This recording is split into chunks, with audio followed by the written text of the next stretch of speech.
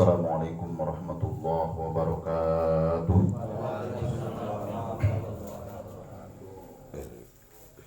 Bersyukur kepada Allah Subhanahu wa taala dengan lafaz hamdalah. Alhamdulillahirabbil alamin. Bersolawat kita kepada Rasulullah sallallahu alaihi wasallam biqaulin Allahumma shalli ala sayyidina Muhammad wa ala ali sayyidina Muhammad. Assalamu alayka ya Rasulullah. Al-Mukarram sahibul musibah, Al-Mukarram sahibul ta'ziyah, orang-orang tua kami, tokoh masyarakat, tokoh agama. Insyaallah kehadiran kita di sini mendatangkan curahan rahmat dari Allah Subhanahu wa taala. Amin ya rabbal alamin. Sebelum kita berdoa, kembali kita mengaji sinau. Mudah-mudahan apa yang kita pelajari nantinya bermanfaat untuk kami secara pribadi dan untuk kita secara keseluruhan. Imam Ali karramallahu wajhah menyampaikan, An-nasu niyam, manusia itu pada prinsipnya tertidur ketika ia masih hidup. Kapan ia sadar? Ia sadar ketika ia meninggal dunia. Sedikit kami sampaikan, ada 5 fase kehidupan yang harus kita lalui, dan yang sudah kita lalui 2 alam. Alam yang pertama, alam ruh. Dari alam ruh kita pindah ke alam yang kedua, yaitu alam rahim. Dari alam rahim, inilah sekarang ini alam dunia. Dari alam dunia ke alam barzah. Inilah yang sudah dilalui pula oleh orang tua kami, Bapak Tarimin atau Ibu Hajjah Beti. Nah, lalu mempersiapkan hidup kita di alam barzah ini, apa persiapannya? Jadi begini, alam barzah itu lebih nyata daripada alam dunia ini. Maka Imam Ali karramallahu mengatakan, manusia itu akan tersadar ketika ia mati.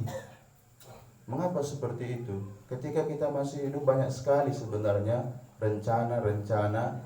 Ternyata setelah selesai rencana itu kita tidak menikmati.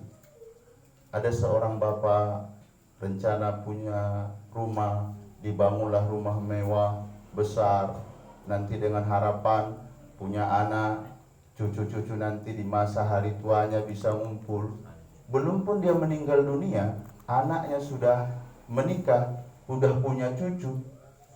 Enggak juga ramai rumah tuh, sepi, tidak ada tangisan cucu-cucunya. Kenapa? Ya memang begitu perjalanannya. Apa yang kita rencanakan belum tentu sesuai dengan kenyataan. Tapi alam barzah ini memang pasti. Terus apa yang kita persiapkan? Khusus, ini maka ada istilah sehari, 7 hari, 40 hari. Jadi 2 minimal. Yang pertama, pertanyaan yang tidak bisa kita lewatkan, marrabbuka. Siapa? Tuhanmu. Tapi ini nggak bisa pula dihafal. Kalau seandainya bisa dihafal, yang paling hafal bukan kita. Yang paling hafal anak MDA. Yang paling hafal anak TPQ. Kalau hanya sekedar hafalan, ini dalam bentuk lafaz, ini dalam bentuk zohir. Nanti yang bertanggung jawab itu siapa sebenarnya? Ketika dia sudah berada di alam barzah, barzah itu di antara-antara. Kenapa dia dikatakan alam masih alam dunia? Iya, dia masih di dunia ini. Tapi perlakuannya udah nggak seperti dunia lagi. Perlakuannya perlakuan akhirat. Makanya di dalam juz 30 itu, ya ayyatuhan nafs. Nafs itu yang ada di situ, jiwa, sukma. Itu nanti yang ditanya. Ketika dia ditanya, ruh itu tidak tahu Robnya, yaitu Allah Subhanahu wa ta'ala. Berat. mau pulang. Sudahlah, kemarin waktu episode yang kemarin kita sampaikan, orang udah rindu pulang kampung. Nyampe di kampung, orang juga nggak mengakui kampungnya.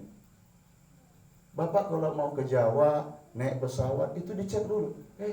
Identitasnya, namanya, KTP-nya, sudah aman, baru bisa. Ketika ditanya satu password oleh malaikat nukar wa nakir, marrob buka, kita tidak bisa menjawab. Ini luar biasa. Penderitaan yang sungguh sangat luar biasa. Jadi nggak bisa lagi. Kalau ini sudah tidak terjawab, yang lain-lainnya berat.